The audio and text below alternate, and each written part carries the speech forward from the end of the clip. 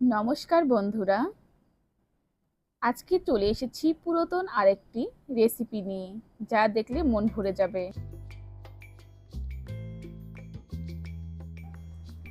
মা ঠাকুমাদের হাতের রান্না পুরনো সেই স্বাদ ভোলার মতো নয়।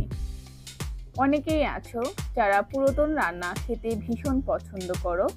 আমি এই জন্য তোমাদের মাঝে শেয়ার করছি সয়াবিন, আলু, পনির দিয়ে একটা সবজি, যে সবজি একবার খেলে বারবারই খেতে ইচ্ছা করবে।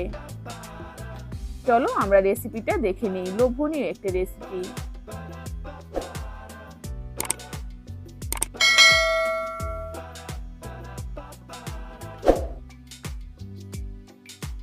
প্রথমে একটা কড়াই গরম করে আমি সরিষার তেল দিয়েছি। এতে আমি তেজপাতা এবং শুকনো লঙ্কা ফোড়ন দিয়েছি, আর এতে দিচ্ছি জিরা। যখন ব্রাউন কালার হয়ে যাবে, আগে থেকে সিদ্ধ করা আলুগুলো আমি তেলের মধ্যে দিয়ে দিয়েছি।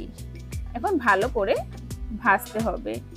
তোমরা স্টেপ বাই স্টেপ দেখতে থাকো, কেউ ভিডিওটা স্কিপ করো না। ভিডিওটা স্কিপ করলে অনেক কিছু মিস করে যাবে বন্ধুরা। এবার আমি এখানে পরিমাণ মতো হলুদ অ্যাড করব।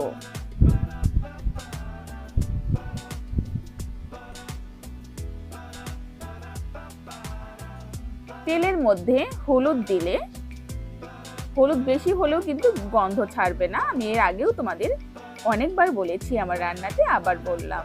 আশা করছি তোমাদের হেল্প হবে। পরিমাণ মতো আমি লবণ দিয়েছি। এখন আলুটা সুন্দর করে ভেজে নিব।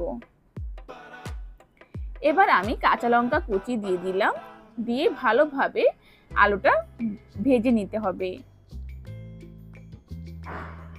আলু ভাজাটা মোটামুটি হয়ে গেলে এবার আমি সয়াবিনগুলো দিয়ে দিচ্ছি। পুরনো রান্নার যে কি মজা, কি স্বাদ, যারা খেয়েছো তারা বুঝো। আমার কাছে পুরাতন রান্নাগুলো এত ভালো লাগে, এই জন্য তোমাদের মাঝে শেয়ার করছি এই পুরাতন রান্নাটা। আশা করছি তোমাদের অনেক অনেক ভালো লাগবে। এখন আলু সয়াবিন ভালো করে ভাজা হয়ে গেছে। এখন আমি গরম জল অ্যাড করছি। তোমরা কিন্তু সবসময় গরম জল অ্যাড করবে বন্ধুরা, কারণ গরম জল রান্নার গুণগত মানকে অনেক বাড়িয়ে দেয়।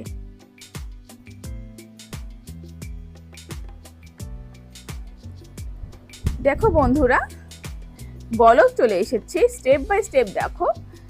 আমি এবার হিং দিব, শুকনো লঙ্কার গুঁড়ো,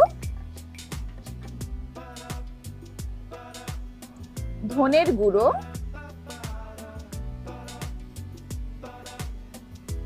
দিয়ে ভালোভাবে কষিয়ে নিব।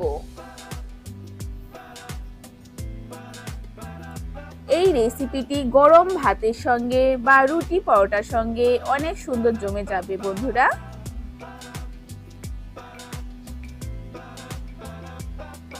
এবার আমি দিচ্ছি বাদাম গুঁড়ো, জিরা ভাজা গুঁড়ো,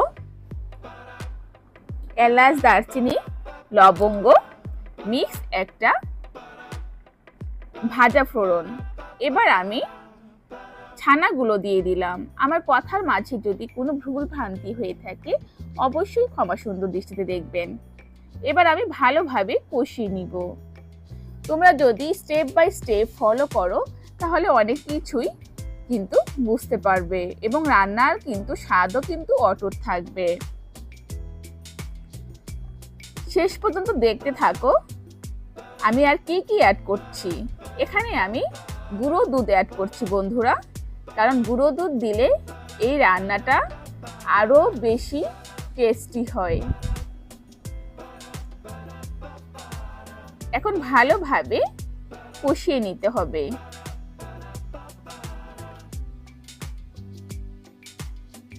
আমি রান্না করতে করতে তোমাদের স্টেপ বাই স্টেপ বুঝিয়ে দেওয়ার চেষ্টা করব খুব সহজভাবে, যাতে করে তোমরাও খুব সহজে এই রেসিপিটা বানিয়ে খেতে পারো।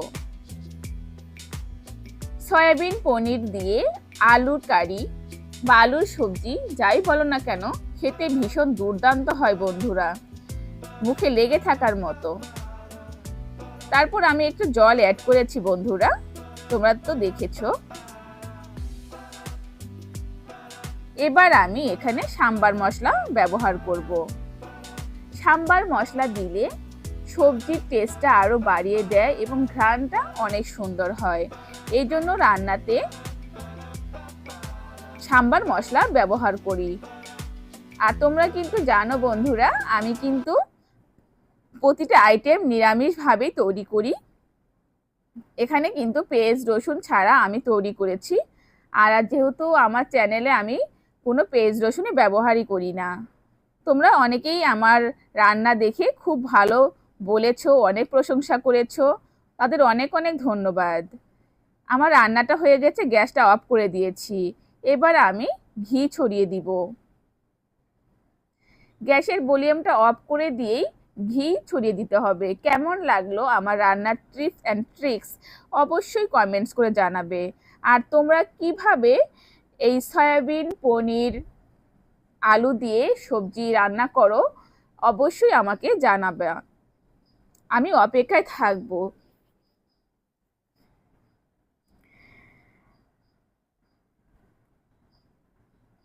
এই সবজিটি দেখতে যত না সুন্দর, খেতেও কিন্তু ততটাই সুস্বাদু বন্ধুরা। তৈরি হয়ে গেল আমার মজাদার আলু সয়াবিন পনির রেসিপি। আশা করছি তোমাদের অনেক অনেক ভালো লেগেছে। বাঙালির প্রিয় এই রেসিপি হলে কিন্তু দুপুরে খাবারটা দারুণ জমে যাবে। যেমন পুষ্টি তেমনই কিন্তু প্রোটিন। এটা সহজ এবং খুবই সুস্বাদু আমাদের শরীরের জন্য। আমি খুব সহজভাবেই তোমাদের বোঝানোর চেষ্টা করছি, আশা করছি বুঝতে পেরেছো। তোমাদের অনেক অনেক ভালোবাসা এবং ধন্যবাদ দিয়ে আমি আজকে বিদায় নিচ্ছি। দেখা হবে নতুন রেসিপিতে। ভালো থাকো, টাটা।